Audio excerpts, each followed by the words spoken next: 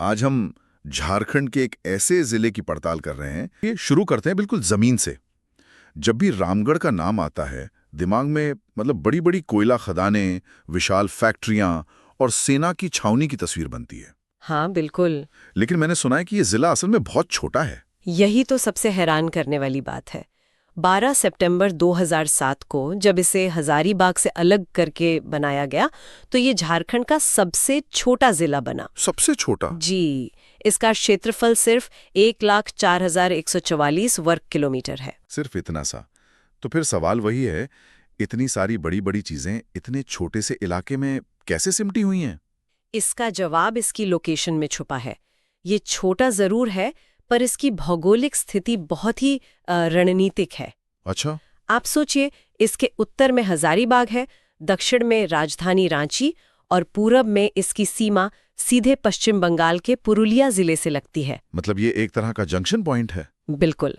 2 बड़े शहरों और एक पड़ोसी राज्य के बीच एक अहम कड़ी जो इसे व्यापार और परिवहन के लिए जरूरी बना देता है। सही बात है। और सिर्फ सड़कें ही नहीं, यहाँ की नदियां भी इसकी किस्मत लिखती हैं। दामोदर नदी तो इस जिले की आप कह सकती हैं जीवन रेखा है, जो इसके बीचों बीच से बहती है। जी। और इसी नदी की घाटी में लाखों सालों में कोयले के वो विशाल भंडार बने जिन पर आज रामगढ़ की पूरी अर्थव्यवस्था टिकी है। दामोदर का जिक्र तो बहुत होता है, लेकिन मैंने सुना है रजरप्पा के पास कुछ बहुत ही अनोखा होता है। वो क्या है? आप उस भौगोलिक अजूबे की बात कर रहे हैं। रजरप्पा में दामोदर नदी से एक और नदी भैरवी आकर मिलती है। भेड़ा नदी भी कहते हैं जैसे। हाँ, भेड़ा नदी। तो जब भैरवी दामोदर में मिलती है तो वो एक हैंगिंग वैली का बहुत ही सुंदर उदाहरण बनाती है। हैंगिंग वैली, लटकती हुई घाटी। इसका मतलब क्या हुआ? क्या घाटी सच में हवा में लटक रही है? नहीं नहीं, इसे ऐसे समझिए कि भैरवी नदी ऊंचाई से बहकर आती है और दामोदर नदी ज्यादा गहराई में बहती है। अच्छा। तो जब भैरवी का पानी दामोदर में गिरता है तो दूर से देखने पर ऐसा लगता है मानो एक पूरी की पूरी घाटी हवा में लटक रही हो। ओहो। और वहीं से नदी नीचे गिर रही हो। ये एक बहुत ही खूबसूरत और दुर्लभ नजारा है। ये तो कमाल है। मतलब प्रकृति ने ही वहां एक तरह का वाटरफॉल बना दिया, बस हम उसे उस नाम से नहीं जानते। आप कह सकती हैं। और दामोदर भैरवी के अलावा कोण और नलकारी भी यहाँ की दूसरी जरूरी नदियां हैं। तो ये तो हुई भूगोल की बात। अब जरा वक्त में पीछे चलते हैं। रामगढ़ की असली पहचान तो इसके गौरवशाली इतिहास रामगढ़ राज से है। इसकी शुरुआत कैसे हुई थी? इसकी नींव 1368 में राजा बागदेव सिंह ने रखी थी। कहानी दिलचस्प है। बताइए। बागदेव सिंह और उनके भाई सिंहदेव सिंह पहले नागवंशी राजा के दरबार में थे। उनकी सेवा से खुश होकर राजा ने उन्हें कर्णपुरा परगना की जिम्मेदारी दी। अच्छा। बस यहीं से उन्होंने अपनी ताकत बढ़ाई और एक स्वतंत्र रामगढ़ राज की स्थापना कर दी। लेकिन मैंने पढ़ा है कि इस राज की राजधानी कभी एक जगह पर टिकी ही नहीं, वो लगातार बदलती रही। ऐसा क्यों? और यही इस राज की कहानी का सबसे दिलचस्प पहलू है। पहली राजधानी थी सीसिया, जिसे खुद बागदेव सिंह ने बसाया था। ठीक है। फिर करीब 300 साल बाद 1642 में राजा हेमंत सिंह राजधानी को बादम ले गए। एक मिनट, 300 साल तो बहुत लंबा समय होता है।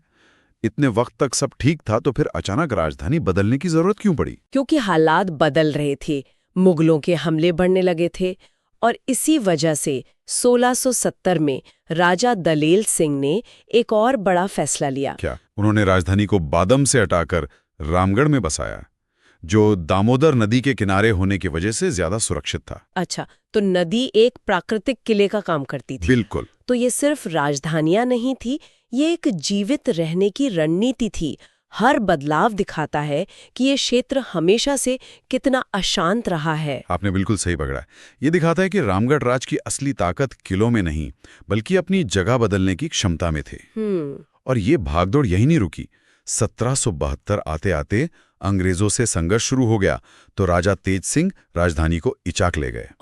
और आखिरकार 1873 में राजा ब्रह्मदेव नारायण सिंह ने अंतिम राजधानी पद्मा को बनाया। सीसिया से पद्मा तक 5 राजधानियां।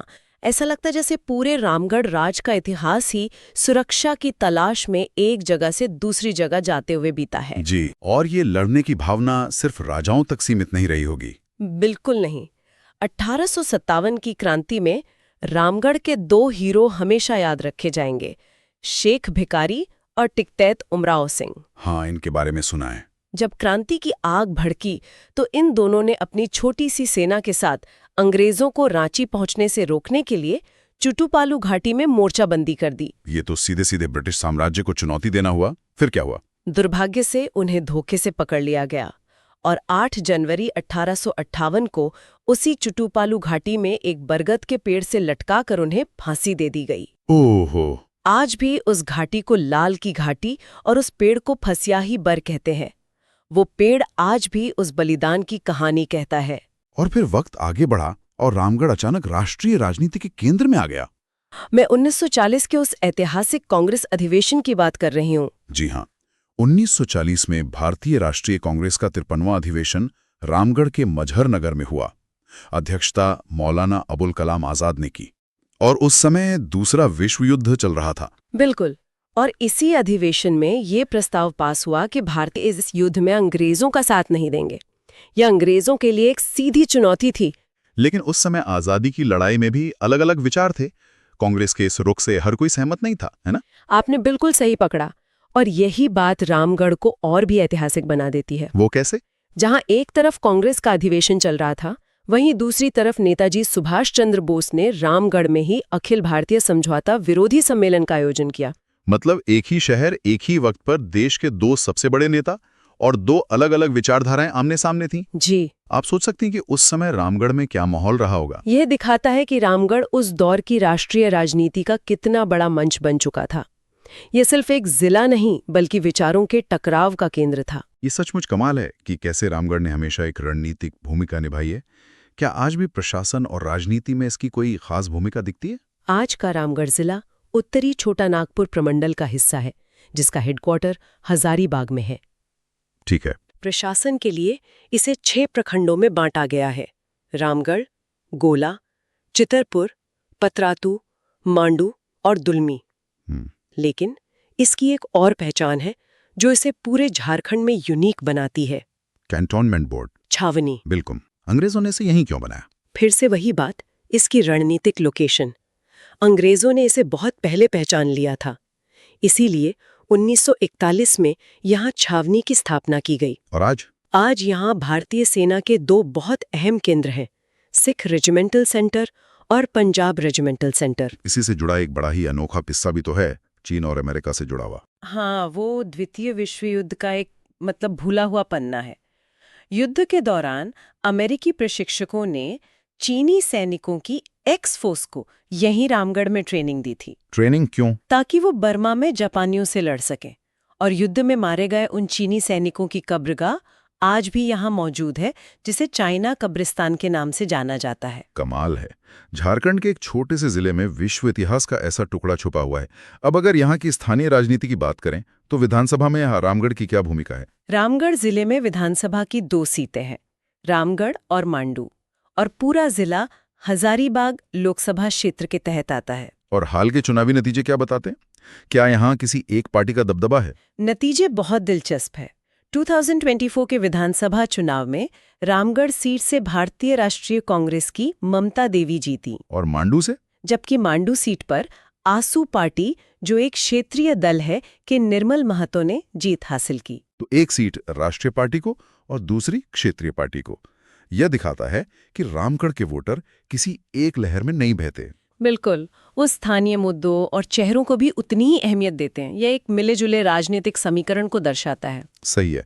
अब अगर हम अर्थव्यवस्था पर आएं तो कहानी फिर घूमकर वहीं पहुंचती है जहां से हमने शुरू की थी। दामोदर नदी और उसकी घाटी। हाँ, वही नदी जिसने पहले रामगढ़ राज को दुश्मनों से बचाया, और आज वही नदी और उसकी घाटी में मौजूद कोयला इस पूरे जिले की अर्थव्यवस्था को चला रहा है। क्या खूबसूरती से जोड़ा है आपने।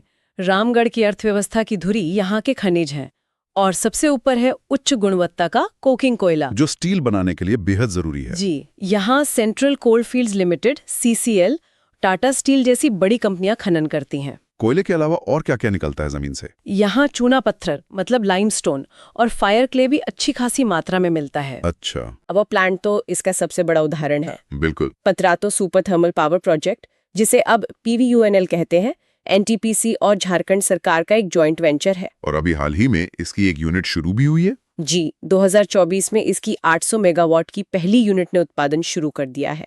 और सबसे बड़ी बात यह है कि इससे पैदा होने वाली कुल बिजली का 85% हिस्सा झारखंड को ही मिलेगा। ये तो राज्य के लिए बहुत बड़ी खबर है। लेकिन रामगढ़ में हर औद्योगिक कहानी का अंत सुखद नहीं रहा है। उस मशहूर इंडो असाई ग्लास फैक्ट्री का क्या हुआ? हाँ, वो एक दुखद कहानी है। भदानी नगर में जापान के सहयोग से बनी ये फैक्ट्री कभी देश की सबसे बड़ी ग्लास कंपनियों में से एक थी, लेकिन ये कई सालों से बंद पड़ी है। ये तो हर औद्योगिक शहर की दुखती रग है। बिल्कुल, एक बड़ी फैक्ट्री बंद होती है और पूरे शहर की रौनक चली जाती है। क्या वहाँ के लोगों में आज भी इसे लेकर कोई उम्मीद बाकी है? उम्मीद की एक किरण जरूर है। ऐसी खबरें हैं कि 2025 तक इसे फिर से शुरू किया जा सकता है। अगर ऐसा होता है तो हजारों लोगों को दोबारा रोजगार मिलेगा। उम्मीद करते हैं कि ऐसा ही हो।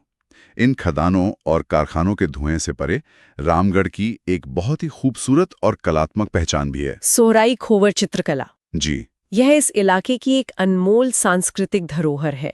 इतनी खास है कि 2020 में इसे भौगोलिक संकेतक यानी जीआई टैग भी मिल चुका है। जीआई टैग, इसका आम भाषा में क्या मतलब होता है? जीआई टैग मिलना किसी कला के लिए वैसा ही है जैसे किसी उत्पाद के लिए पेटेंट मिलना। अच्छा। अब दुनिया में कोई और ये दावा नहीं कर सकता कि सोहराई खोवर पेंटिंग उनके इलाके की है। इससे कलाकारों को उनकी कला का सही मूल्य और पहचान मिलती है। खोवर और सोहराई, इन दोनों में क्या फर्क है? खोवर कला का रिश्ता शादी ब्याह से है।